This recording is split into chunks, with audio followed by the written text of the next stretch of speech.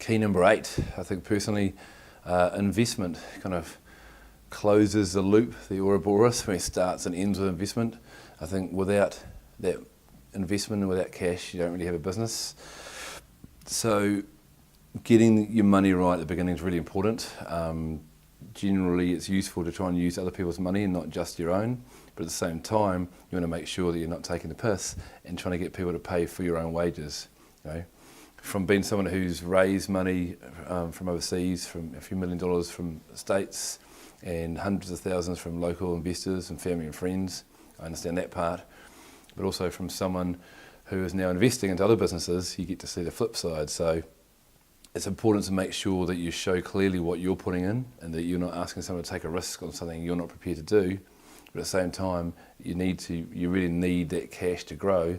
So trying to do it without the investment doesn't work either. So I think on the early days, working with friends and family, people who know you and trust you, is easier to get the first money going. But as your rounds go and as your business grows, you really need to have a plan for those different investment rounds. Initially it's survival, proving an idea, but then you often develop your product or develop your service, which will take some more money. And then you get starting into serious rounds where you scale and growth. And each of these different rounds has a different audience that's more appropriate that can help you take you there. But you need to be aware from the beginning to plan this out so that you haven't given away your whole business by the end of it at the same time. I think researching other businesses in the similar fields and the similar countries and areas is a good way to start that, so you know what is feasible.